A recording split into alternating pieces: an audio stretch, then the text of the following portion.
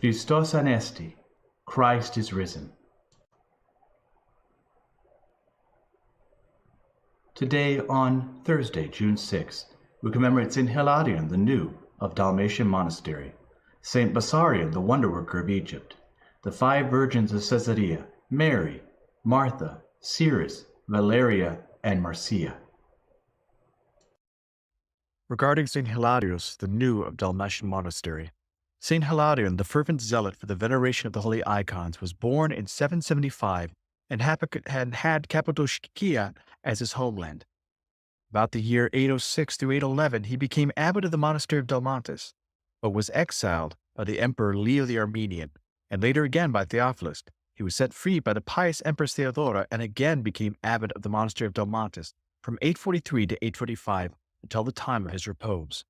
The image of God was faithfully preserved in you, O Father, for you took up the cross and followed Christ. By your actions you taught us to look beyond the flesh, for it passes, rather to be concerned about the soul which is immortal. Wherefore, Holy Hilarion, your soul rejoices with the angels. From Acts of the Apostles. In those days, Paul went on with Barnabas to Derbe.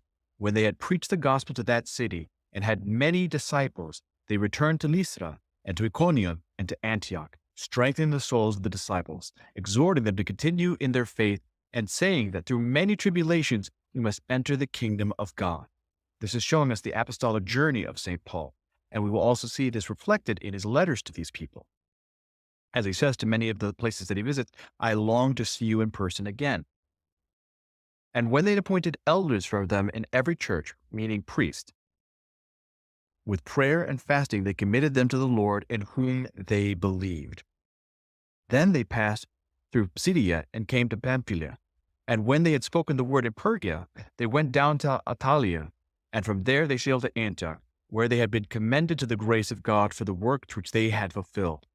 And when they arrived, they gathered the church together and declared all that God had done with them, and how he had opened a door of faith to the Gentiles. Remember, it was in Antioch that the Christians were now first called Christians, and this is where St. Paul went on his missionary journey starting from.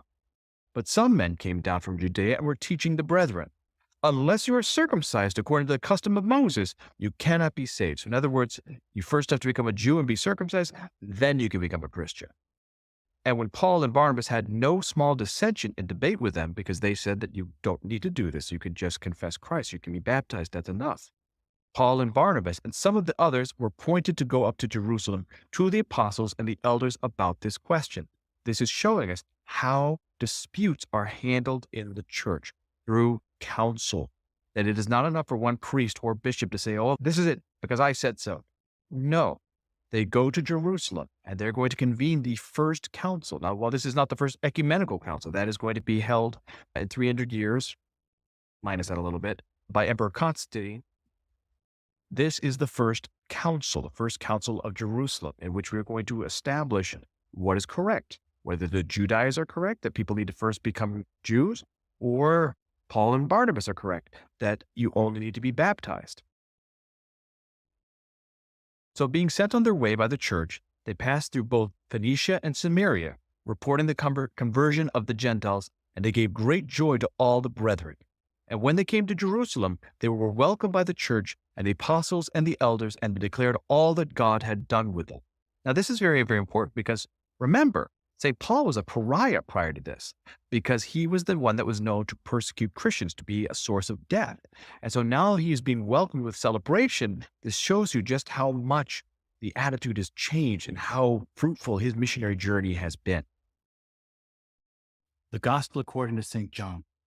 The Lord said to the Jews who came to him, for judgment I came into this world, that those who do not see may see, and that those who see may become blind. Some of the Pharisees near him heard this, and they said to him, are we also blind? Jesus said to them, if you were blind, you would have no guilt. But now that you say, we see, your guilt remains. In other words, Jesus Christ as the light is shining on darkness, and that darkness is exposed. When we don't know what we're doing, then we are innocent of it, but we're not able to grow. Because the Pharisees say that they see and understand, They are now fully responsible and therefore guilty. Truly, truly, I say to you, he who does not enter the sheepfold by the door, but climbs in by another way, that man is a thief and a robber. But he who enters by the door is the shepherd of the sheep. This is the gospel passage that is used for hierarchs throughout the year. It is showing us that anyone that tries to bring people to them instead of through Christ is a liar. To him the gatekeeper opens. The sheep hear his voice, and he calls his own sheep by name and leads them out. When he's brought out all his own, he goes before them, and the sheep will follow him, for they know his voice.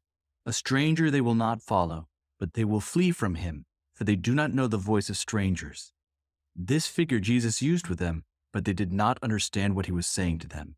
So Jesus again said to them, Truly, truly, I say to you, I am the door of the sheep. All who came before me are thieves and robbers, but the sheep did not heed them. I am the door.